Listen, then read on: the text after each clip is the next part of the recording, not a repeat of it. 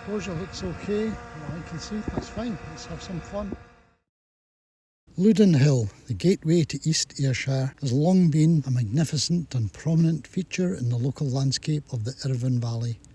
Primarily composed of granite and formed by massive land changes through volcanic activity, it has been the constant that has seen many significant changes throughout history.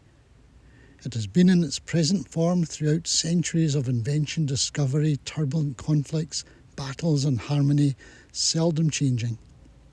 Such an atmospheric and magical place, the hill has an abundance of folklore, superstition, tales, stories and legends.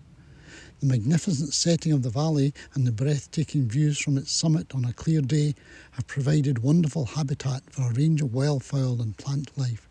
The surrounding grasslands are abundant in small mammals, providing food for numerous raptor species, whilst the stark, uncompromising rocks provide relatively safe haven for nesting birds such as peregrine falcon and raven.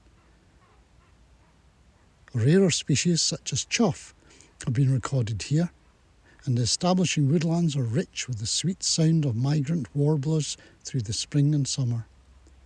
Winter sees flocks of migrant thrushes gorging themselves on seasonal berries and fruits.